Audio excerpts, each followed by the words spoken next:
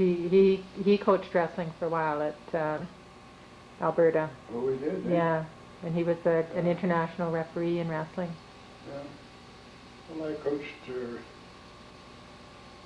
wrestling there. I coached wrestling at the YMCA, and then I got involved in wrestling at the university, so they asked me to take over the coaching. Yeah. Did they have a wrestling team before you got there? Yeah, they were kind of a club there. Tell Bert know that. The year I left, Stu Hart coached the wrestlers at the university. Mm-hmm. He was one of the big time professional wrestlers. Oh yeah. Later on, and he was a member of our YMCA club. Mm-hmm. So when you coached, who did you take over from, or did they have a coach? They had someone there that was kind of helping them along, but he wasn't what you call a wrestler at all. So when I came in there, they asked me to take over from him. Yeah. It was kind of a cooperative. Travel with them to meet No, and stuff? I didn't go with them. I was too busy. I was subbing and. Yeah. So when you were at university, you. Well, there were. Yeah. And I was taking extra courses so that I got my BA and MA in about 3.5 years. It must have been a heavy load to do all of that. Well, it was when I was teaching and working. Yeah. Did you work on your dad's farm at the same time? Not when I was going to university. No. When did you work on his farm? Well, that was way back in the early 20s. I quit at the end of grade 11 and managed the farm for him. He was a burned-out soldier in the First War. What does that mean, a burnt-out soldier? Well, it was living in the trenches there with all the mud and the dirt and the rats and corpses and everything. It was a terrible strain on their whole body, so it affected practically their whole system. That's why they call them burned out. Yeah. So what did he do before he went to the war? Well, he was a contractor in the city here. In fact, he was building a store on First Street there in about 102nd or 3rd Avenue. And they got a foundation in and covered over, and the day the war started, they just stopped working. There was no work for construction workers in the city all during the war. That's why a lot of people joined up. And a lot of them moved back to Ontario. There were empty houses all over the city. It's far worse than the so-called Great Depression. The farmers were prosperous. They were getting $2 a bushel for wheat. But the people in the city were didn't do very well then. No. Mary's dad said Harry Holt used to work for people like in grocery stores doing their plumbing and so on, just to get a few groceries. Yeah. So they would just do it in trade. Yeah. Yeah. So how long was your dad overseas? He was over there 2 years, but he got wounded in the charge up on the hill in Vimy there. Got wounded in the head. So he was sent back home. Was he shot in the head? Yeah, he was shrapnel hit him. Shrapnel hit him in the head. He was hospitalized. So somebody dragged him back off the... Yeah, he was picked up off the field. It's pretty fortunate because a lot of them weren't. Yeah. So they just took him directly back to Canada, did they? No, he was over in England for quite a while before he finally got on the ship to come home. Did anybody at home know anything about it? Oh yes, they were informed. In fact, my mother got a telegram saying that he was killed. They were missing in action and presumed killed. Because he didn't report back to his platoon at the end of the battle.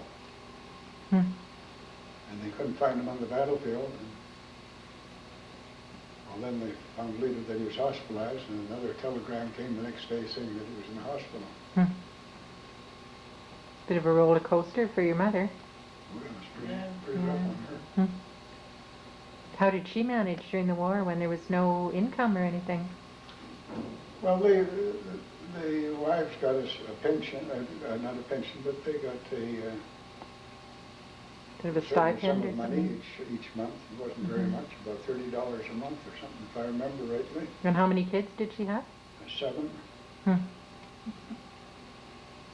So she managed to keep 7 kids fed on Yeah. $30 a month? Well, she managed. Hmm. Did any of the kids, any of the kids old enough to work? Well, Jack finally quit school and went to work, and he helped out. Hmm. How old was he when he quit school? I don't know, he'd be about 15 or so, 16. Hmm.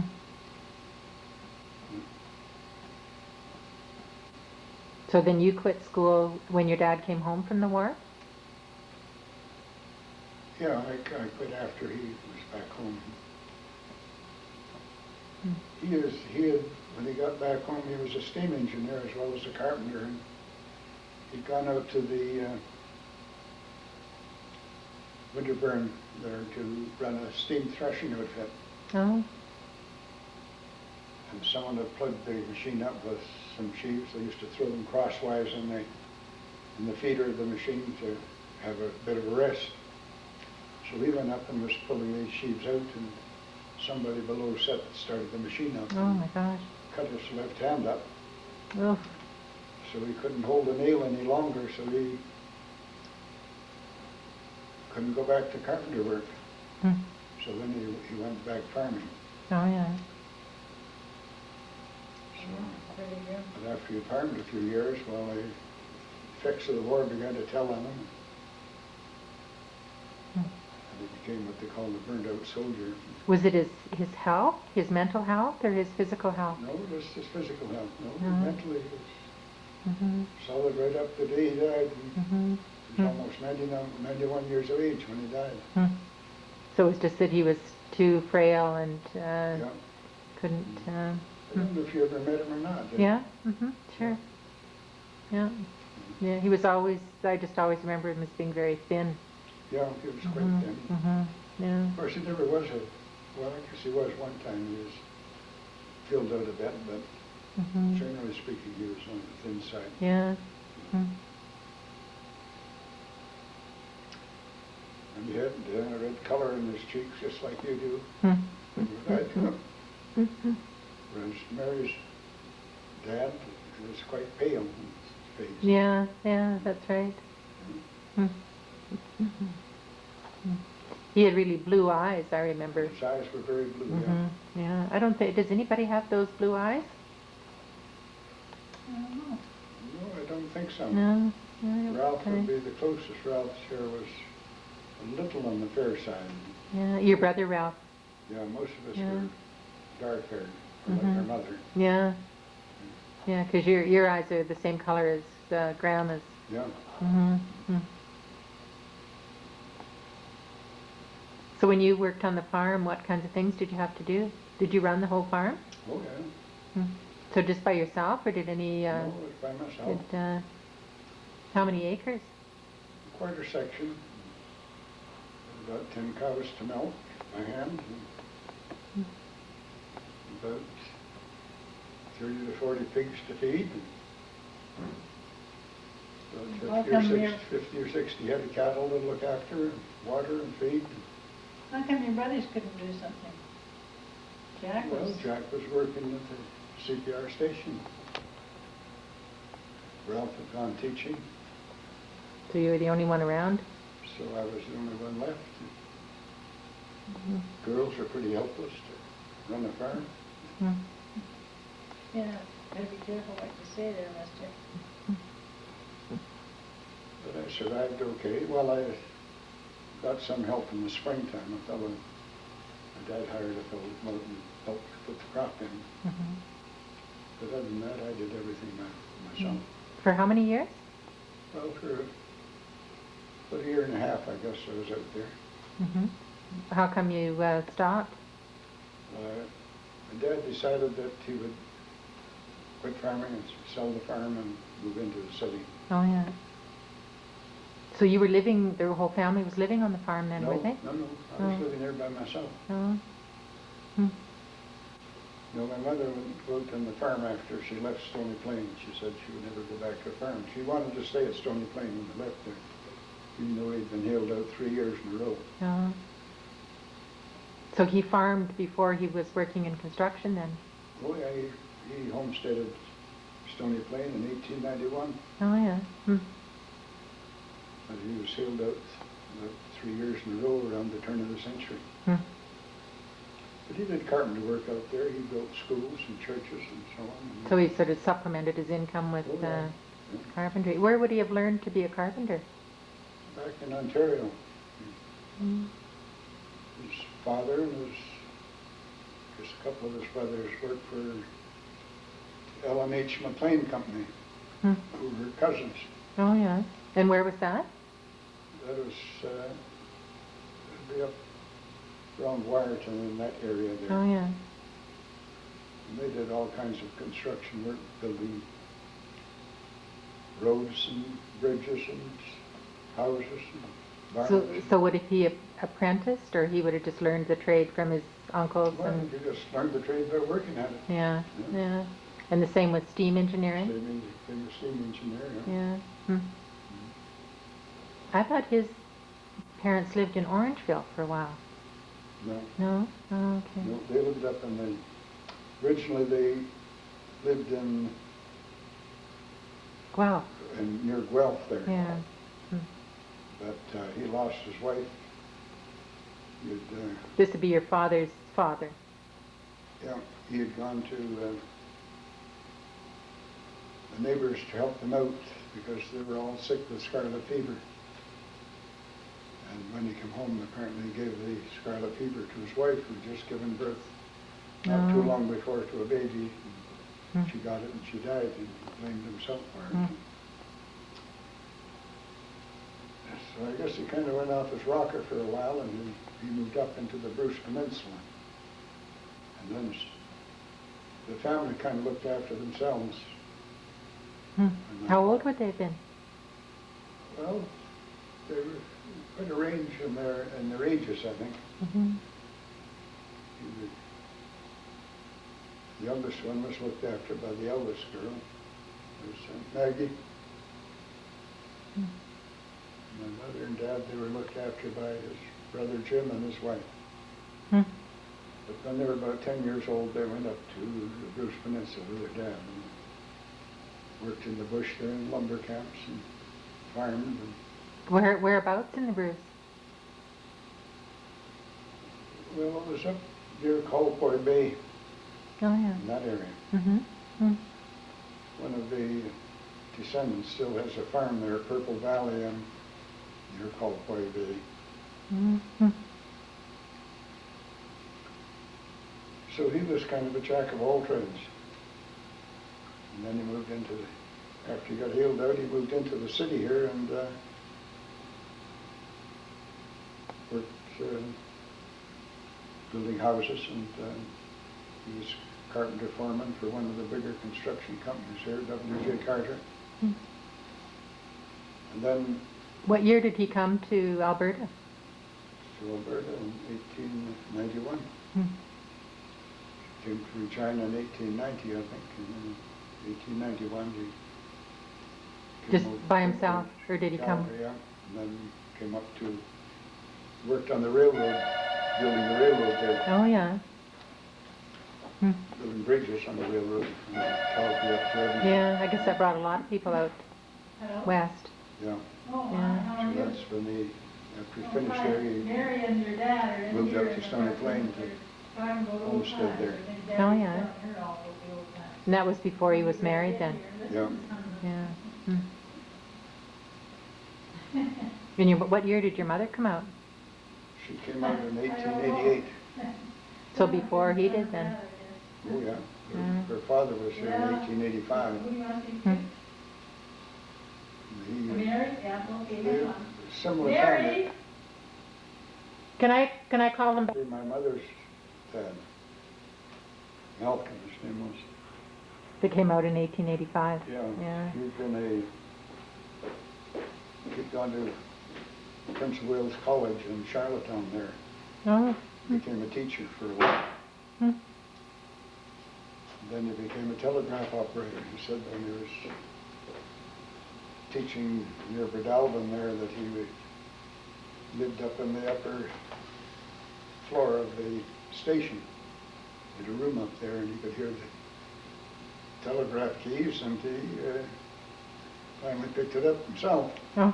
So he became a telegraph operator, and he operated a telegraph office at Emerald there, and Yeah. And then he was station master at O'Leary. I think we looked at those places, I think, yeah. Do you want to phone Bill in, or, I don't know? No, I will. I will after. Oh. Yeah.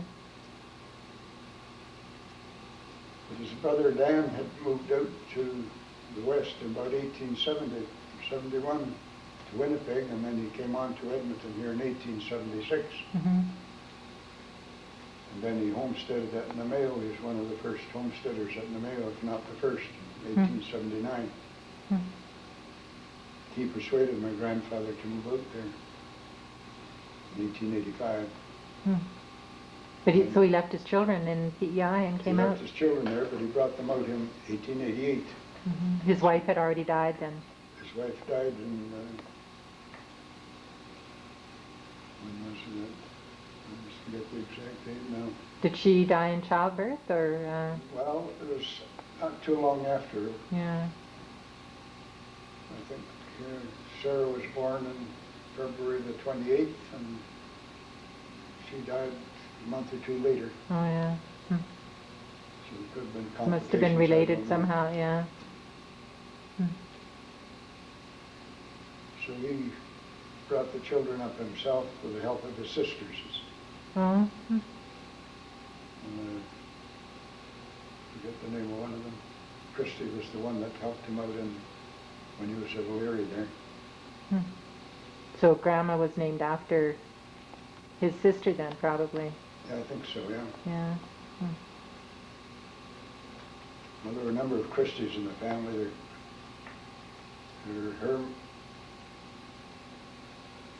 Her grandmother would have been Christy Mary. Oh, yeah. Hmm. So when he came out, he farmed out at Namao there, the same as his brother Dan. Then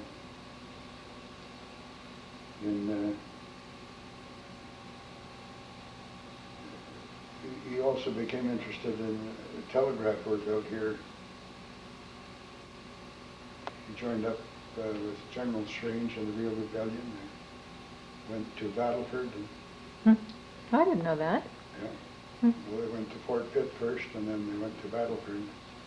He probably my mother sent dispatches during the Real Rebellion back east. Your mother did?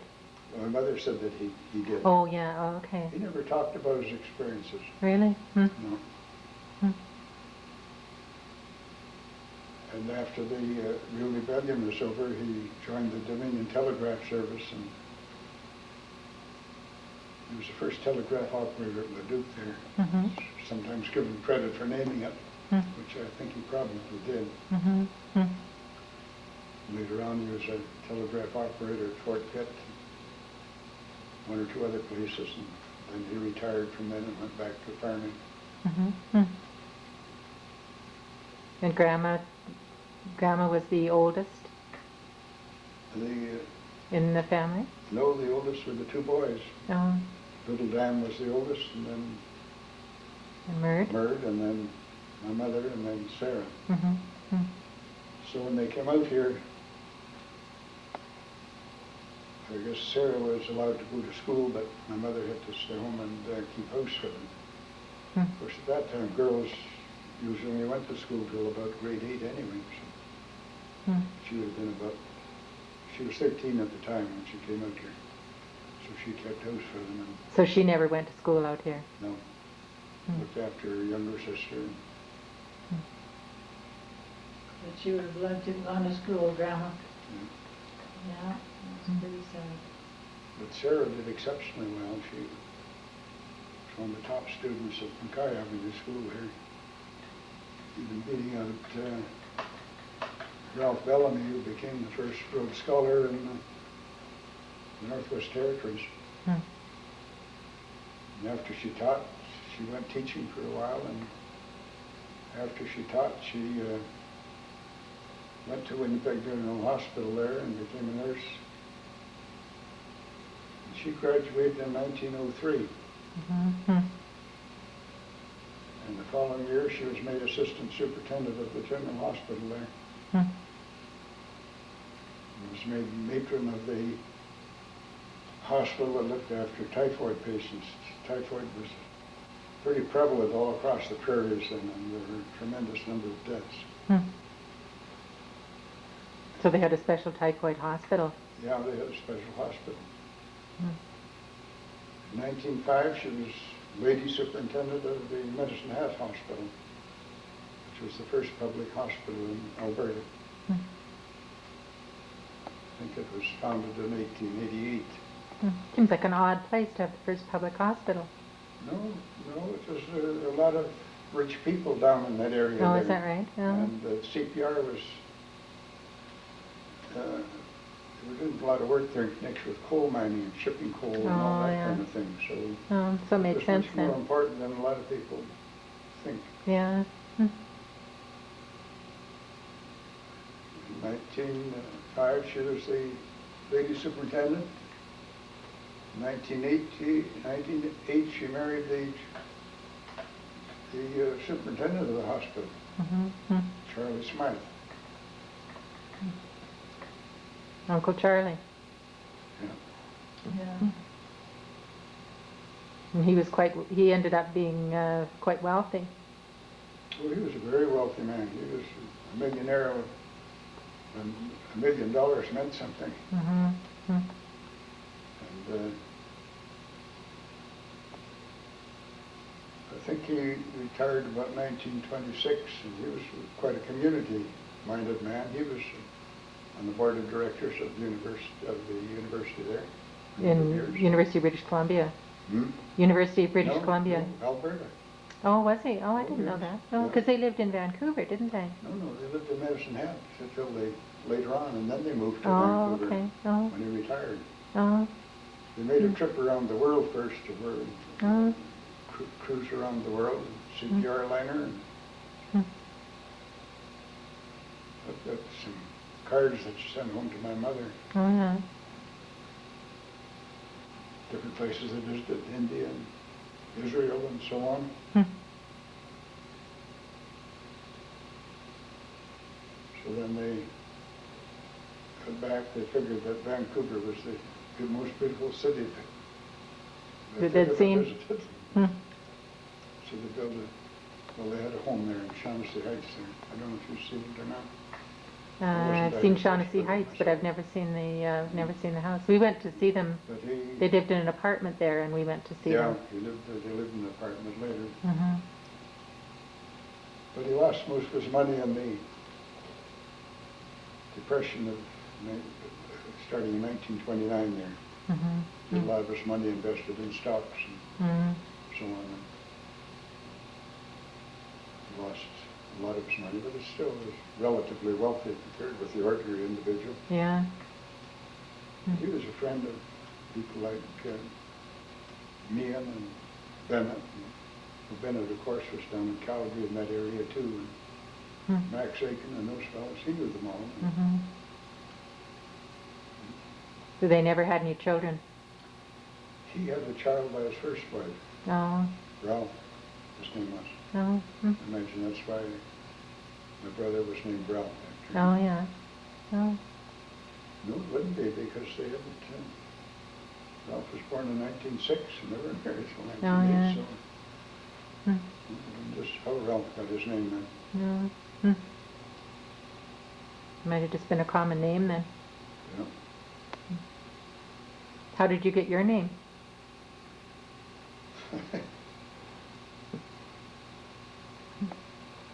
Well, I was unfortunately born on Election Day in 1908, October the 6th. My dad was a fairly strong liberal,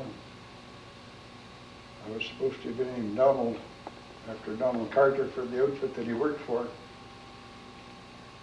But since they won such a big election victory, they called me Wilfred after Wilfred Laurie and Oliver after Frank Oliver. Was Frank Oliver the local MP or something? Oh yeah.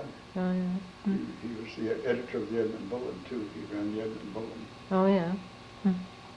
But the mother registered, children weren't registered at that time when they were born. So my mother registered all of us in 1916. Oh.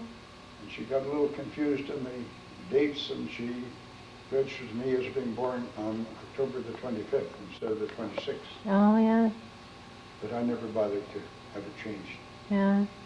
So your real She birthday knew is... that she'd made a mistake. Hmm. And she knew that she was one day out, and for a while there I was celebrating my birthday on the 24th. Oh.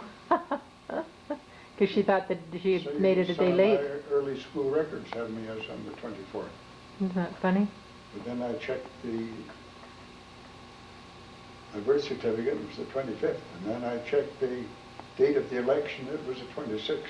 There was quite a mix-up there. Yeah.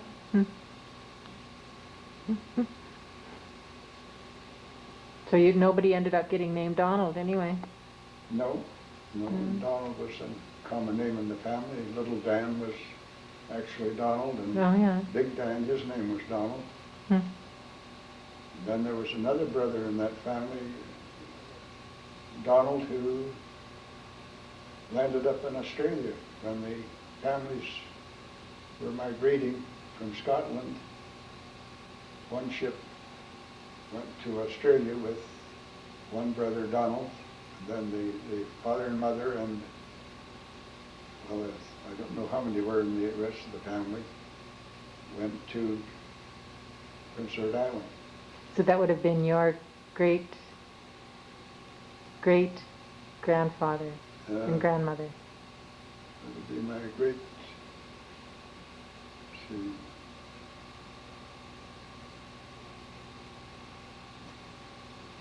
grandfather, and then my great-grandfather. Your great-grandfather. Yeah, on my mother's side.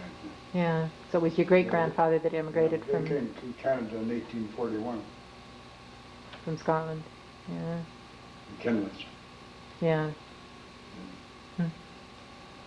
That's amazing. They must have thought that Australia and Canada were a lot closer than they were, did they? Well, I think these were sailing ships, and there were some very bad storms in the Atlantic there. A lot of ships were at sea several months, some of them. Most of them took several weeks to get across the ocean to Canada. They had to depend on the winds and currents and so on. Australia's a long way from Canada, though. Yeah, well, they were driven south, I guess. That's what I understand anyway. But the one boy ended up in Australia. He's never reunited with the family. I tried to get some traces of him when we went to Australia there, but I couldn't get very far. No, it's hard to. There probably were a lot of McKinleys too. That although McKinley's not as common a name as McLean. No. It was hard to trace anyone down anyway. Yeah. I suppose if I had stayed over there longer and checked more records, I could have found out something. Yeah. You know that we've got a good friend, Duncan McKinley. Oh? Yeah. Well, Duncan is a common name. Yeah. His dad's name is Doug. His name, what? His dad's name is Doug McKinley. Doug? Yeah. Yeah, well, Douglas is a pretty common Scottish name. Yeah. Duncan was a football player, played for Darwin. Oh yeah, I And, remember yeah. Darwin talking about Yeah, it. and he's an orthopedic surgeon now. He lives in Sarnia. Oh, So he's a great big guy. yeah. Yeah. So. Some of the McKinleys were very big.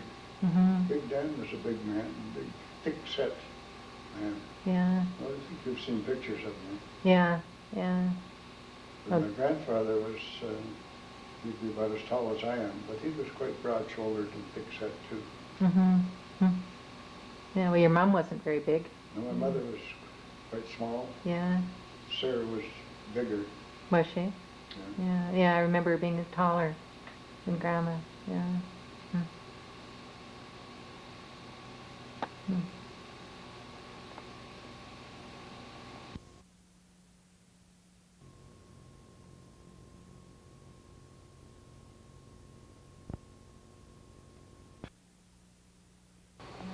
So you take your, Saturday nickel.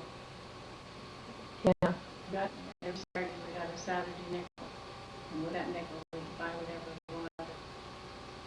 And McClure's, he had a grocery store, and he had also sold a lot of cent candy. And it was a big glass cage that it was in, but I stood, I suppose, about not very high. I think it's a young kid.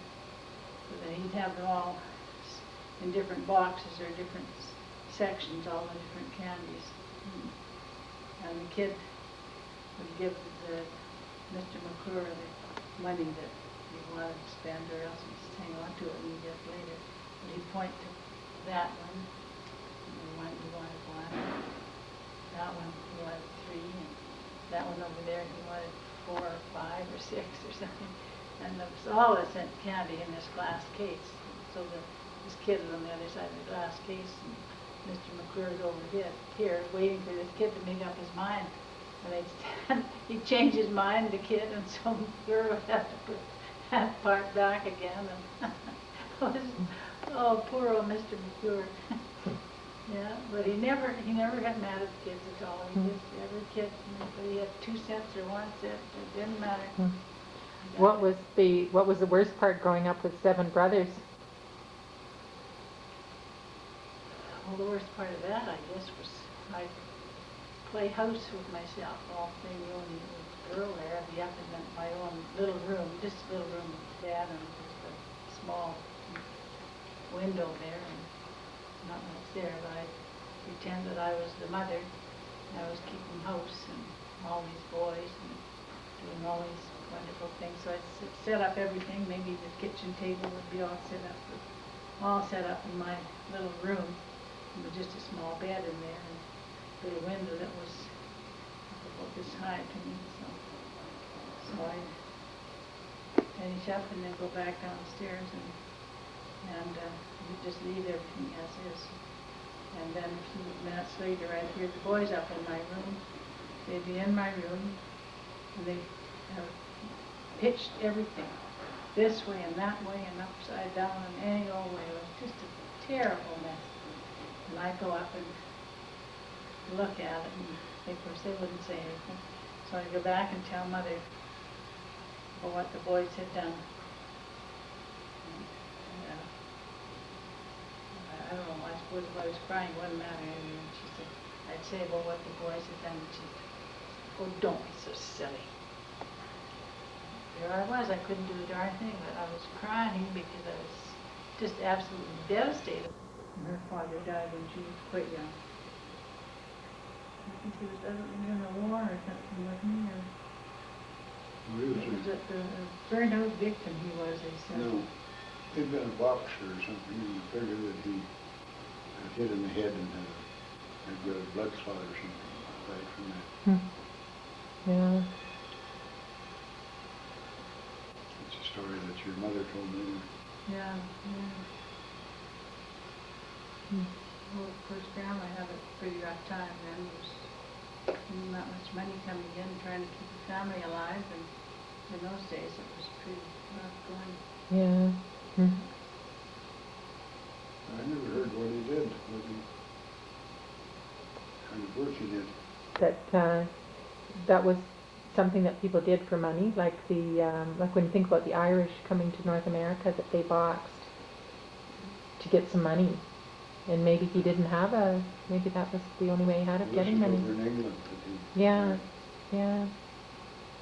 But it was kind of like if you were without a trade or whatever, that that would be a way of getting some money. Mm-hmm. I don't know, maybe he had another trade as well. He did some must have some training because we used to have an old photograph album there. And that, we stored some stuff up in the garage outside there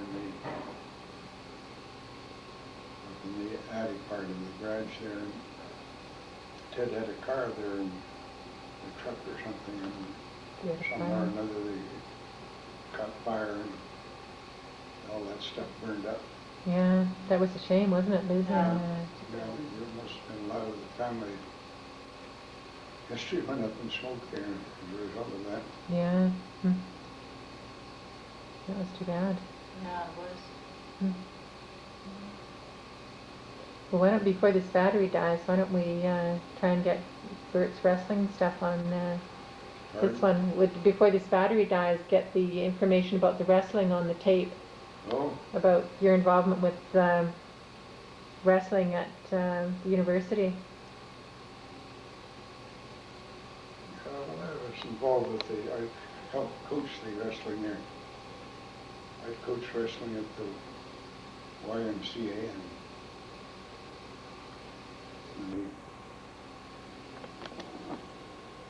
somewhere around 34, 35, 36 in that period there somewhere, I guess. So I attended the university from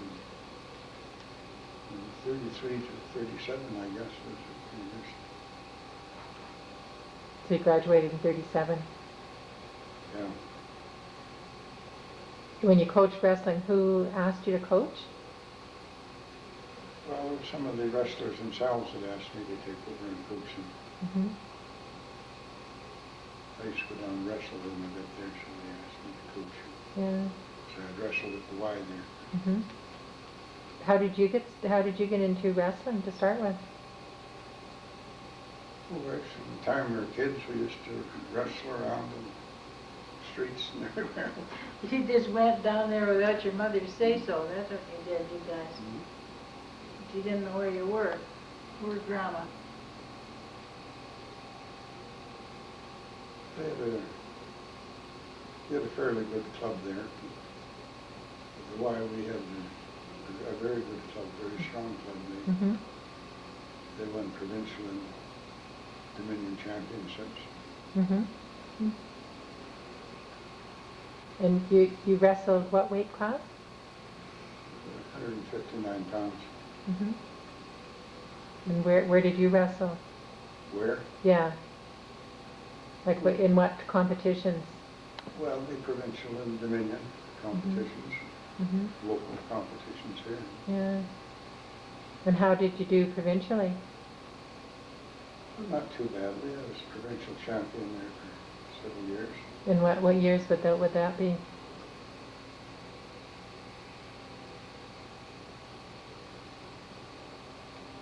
Probably in the late 30s. Yeah. And how about in the Dominions? Where were they held? Where were the Dominions held when you competed? I think it was probably in Calgary but they were held here too at times. In Edmonton, the wrestling, and then in Calgary. And how did you do in the Dominions? Well, I was runner-up for the title in my class. Who else did you wrestle with? Anybody that you remember their names? No, I wouldn't remember their names now. Fellow beat me, I think, was from Montreal. Oh, yeah. It was a Frenchman, was it? Yeah, I think he probably was French, Canadian. Yeah. And when did you finish being involved at the university? With wrestling? No, I still wrestled at the Y there after I left university. Oh, yeah.